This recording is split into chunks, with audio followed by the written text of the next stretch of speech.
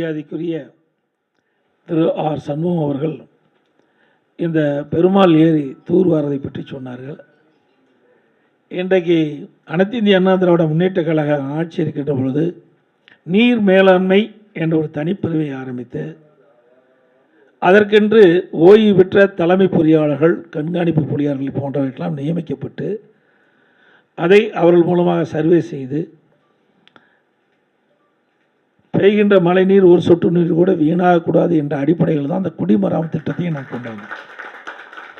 அதுவும் ஓய்வு பெற்ற தலைமை பொறியாளர்கள், கண்காணிப்பு பொறியாளர் நியமிப்பதற்கு காரணமே, நீங்கள் பணியில் இருக்கின்ற அதிகாரிகள் இந்த தலைமை பொறியாளர் 6 மாதம் 1 வருஷம் தான் இருப்பாங்க.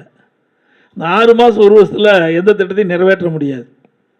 அதனால தான் இதற்கென்று எக்ஸ்பர்ட், அதாவது நல்ல திறமையான, மக்கள் மீது அக்கறை கொண்ட, தன்னலமற்ற பணிபுரிகின்ற தலைமை பொறியாளர்கள், கண்காணிப்பு பொறியாளர்களை நாங்கள் நியமித்து அவர்கள் ஒவ்வொரு மாவட்டமாக சென்று, தமிழ்நாடு முழுவதும் ஒவ்வொரு மாவட்டமாக சென்று எங்கெங்கெல்லாம் மழைநீர் வீணாக கடலிலே கலக்கின்றதோ அந்த நீர் எப்படி சேமிப்பது, அதற்கான திட்டங்களை வகுத்து அரசிடம் கொடுத்து அந்த அடிப்படையில் தான் பெருமாள் ஏரியும் இந்த திட்டத்திலே நாங்கள் சேர்த்து 119 கோடி ரூபாய் நிதி ஒதுக்கீடு செஞ்சு பணிகள்லாம் துவங்கி நடந்து கொண்டிருந்த காலகட்டத்தில் ஆட்சி மாற்றம் ஏற்பட்டு ஆட்சியாளர் வந்த பிறகு முழுமையான பணி நிறைவேற்றப்படவில்லை என்று மரியாதைக்குரிய ஐயா திரு ஆர் சண்முகம் இங்கே தெரிவித்தார்கள். நிச்சயமாக உங்களுடைய துணையோடு அனைத்து இந்திய அண்ணா திராவிட முன்னேற்ற கழக ஆட்சி தமிழகத்தில் அமைந்தவுடன் எஞ்சிய பணி நிச்சயமாக நிறைவேற்றப்படும்.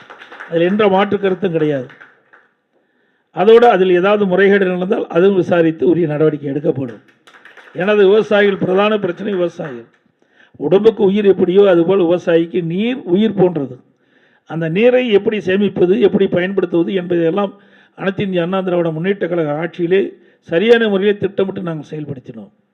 அந்த அடிப்படையில் தான் தமிழகத்தில் பொதுப்பணித்துறையின் சார்பாக 14,000 ஏரிகள் இருக்கின்றன. ஊராட்சி ஒன்றியத்தின் சார்பாக 26,000 ஏரி குளக்குட்டைகள் இருக்கின்றன. இதையெல்லாம் தூர்வார வேண்டும் என்ற காரணத்தின் அடிப்படையிலே சுமார் 1,240 கோடி ரூபாய் நிதி ஒதுக்கீடு செய்து முழுக்க விவசாய பங்களிப்போடு இந்த பணியை நாங்கள் துவக்கி பொதுப்பணித்துறையின் சார்பாக 6,000 ஏரிகள் முதற்கட்டமாக அந்த தூர்வாரப்பட்டது 1,240 கோடி ரூபாயிலே. ஊராட்சி ஒன்றியத்தின் சார்பாக அனைத்து ஏரிகளிலுமே முடிந்த அளவுக்கு நாங்கள் தூர்வாரி பெய்கின்ற மழைநீரை தேக்கக்கூடிய ஒரு சூழ்நிலை உருவாக்கணும். இந்த மழைநீர் தேங்கிய காரணத்தால் நிலத்தடி நீர் உயர்கிறது, குடிப்பதற்கு தேவையான நல்ல நீர் கிடைக்கிது, விவசாயத்திற்கு தேவையான நீர் கிடைக்கிறது. இதையெல்லாம் திட்டமிட்டு செயல்படுத்திய காரணத்தினால்தான் உங்களுடைய வரவேற்பை எங்களுடைய அரசு பெற்றுக்கென்று நான் மகிழ்ச்சியோடு தெரிவிச்சுக்கிறேன்.